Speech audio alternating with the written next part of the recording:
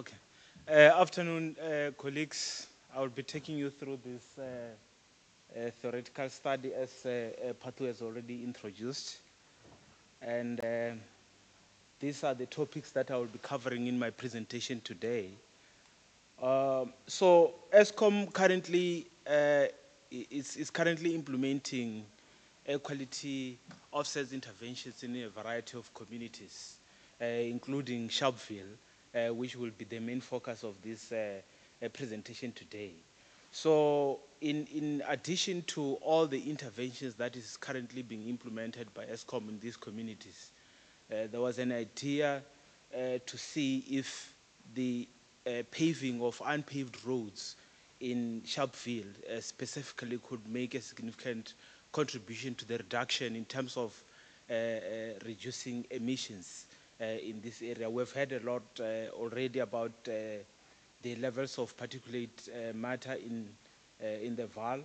So, I will talk about the findings from the Vitapa AQMP second generation that also identified unpaved roads as a key source that needs to be addressed in that area. So in terms of unpaved roads, SANRAL estimated back in 2016 that between 74 and 79% of South African roads remain unpaved. And the other challenge that they also identified is even those roads that are paved, in most townships, they are not in good condition. So they're still problematic even though they are paved. So we are interested to see if the paving of these roads, especially in the Vaal, can improve air quality in that area. So that's the main focus here. So the second generation, as I've already talked about, second generation AQMP from the Vaal has already identified unpaved roads as a key source of particulate pollution in the area. If you look at goal 8 of the plan, it talks about the reduction of emissions from unpaved roads and also makes recommendation in terms of what measures needs to be put in place to try and address these emissions from unpaved roads. So it's a significant source that also needs attention. So in terms of this study, the objective, as I've already mentioned, was to evaluate the potential role of unpaved roads as an air quality offset mechanism in Sharpeville. As I've already indicated, there are other interventions that are being implemented, but we want to see if this is done in addition to what is already being done in the area, would this lead to increased reductions in particulate pollution in the area. So specific objectives here, we wanted to map all the unpaved roads in the area. We estimate emissions, particle emissions specifically from those unpaved roads.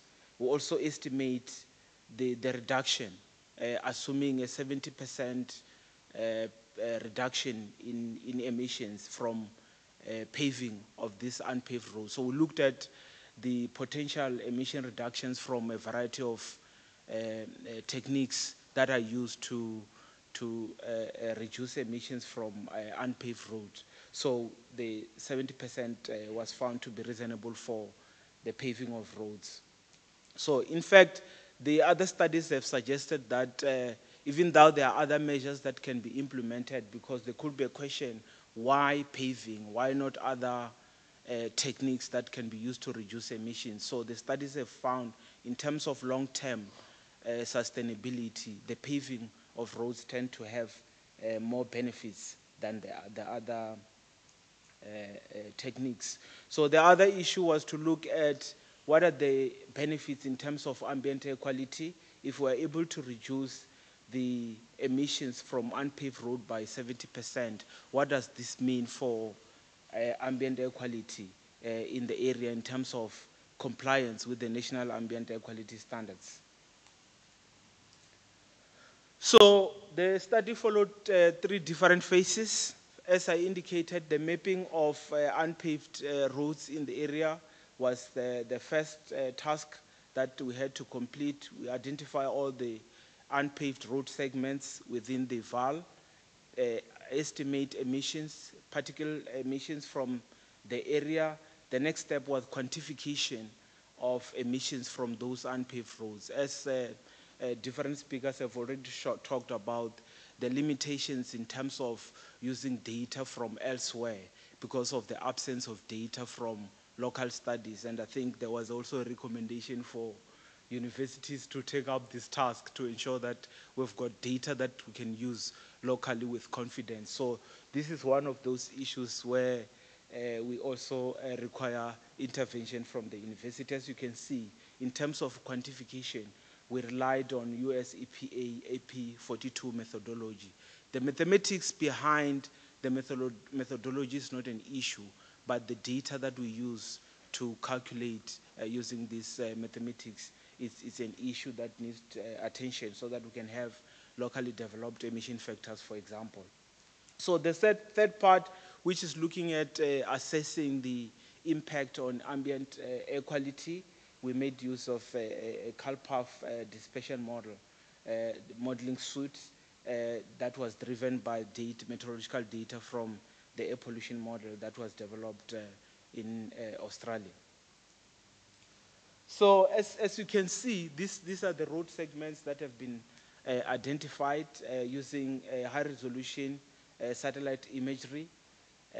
These were systematically analyzed to identify every unpaved road segment within Sharpeville boundaries, and each identified road was carefully digitized to determine its precise location, length, and width, and the roads were classified by type. Here as well, there are some assumptions that we had to make because, as you will know, the different characteristics of the road surfaces have different impacts in terms of the emissions that are released from that road. But we had to make some high-level assumptions in terms of the different characteristics, as we don't have some of the information like silt content from our own studies locally, which presented some challenges, but we had to go with some high-level assumptions for that purpose. So in terms of calculation, we went with a simple calculation, as I've already indicated. The mathematics behind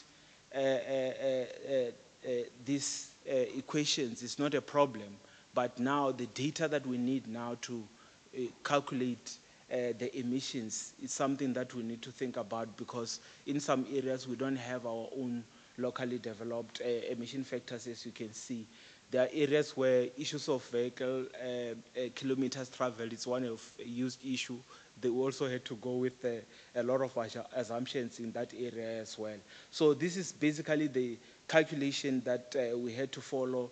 I think the one good thing about the terms that you can see in these equations in this slide is in terms of weather data.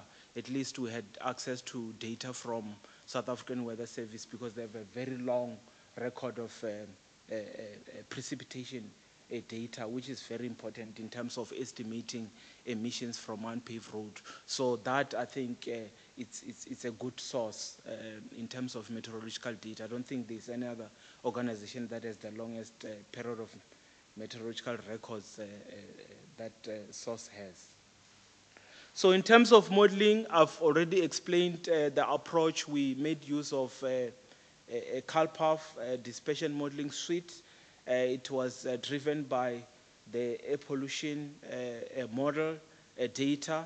As I've already mentioned, the model was developed in Australia by an organization called CSIRO. It's just like our CSIR here. And we made use of what we call a nested approach, so that we can get high resolution spatial data over the area of interest. And we made use of the highest resolution data within Sharpeville, so that we can get a better coverage or detailed information for that specific area. We went for 200 meters within Sharpeville. So the data, the modeled concentrations of these particles were compared against the national ambient air quality standards, just to get an idea in terms of what could be the contribution relative to the national ambient air quality standards. That gives us an idea in terms of the impact on human health and the environment. So as you can see, I've already indicated in terms of reductions, we assumed a 70% reduction, which studies find to be reasonable for the paving of the roads. So in terms of ambient air quality concentrations, in terms of PM10, 24-hourly averages, you can see the red, the area within the red contours is basically showing areas where there's non-compliance with a daily average PM10 standard, which I think is in line with what we've seen. There are issues of particulate pollution in the Vaal, which is a huge issue, and it's in line with what we're seeing here.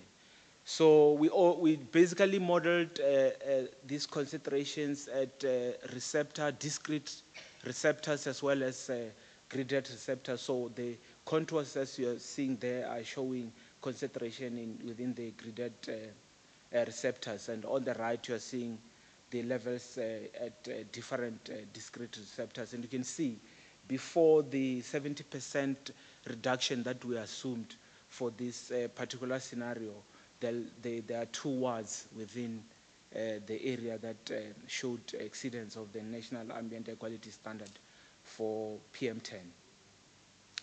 So the same goes for the annual concentrations. There are very few areas that recorded high levels or have been modeled to experience non-compliance with annual average standard for PM10, and the same goes for Ward 14, which was modeled as a discrete receptor. It's showing exceedance or the non-compliance with the standard for PM10. So the PM2.5 levels were not problematic, already lower than the national ambient air quality standard, but still the interventions seem to show reductions in terms of levels of PM2.5 as well. So that's the case with annual average concentrations as well.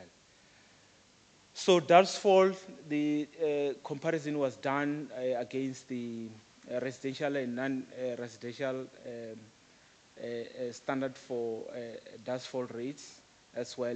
It's within compliance. So the study does demonstrate that paving does introduce great benefits in terms of reduction of particulate emissions in the areas. Particularly with PM10, we've also seen significant reductions in terms of maximum levels that were modeled in that area. PM2.5 as well has seen reduction, even though from the emissions that were modeled, there were no exceedances or non-compliance with PM2.5, but the levels also decreased after the assumed 70% reduction. So as I indicated, we went for a very conservative assumptions due to limited local data. This is another challenge that I think Pathu and colleagues at the universities can also take up and see how we address some of the challenges. I mean, this is just one area in terms of the absence of local information, but there are lots of areas that I think as a country we need to fill in terms of developing our own local information. Thanks.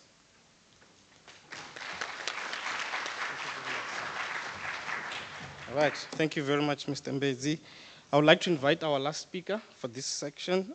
It's Dr. Saumik Samantha from the University of Witwatersrand, who will be speaking about source and cycling of airborne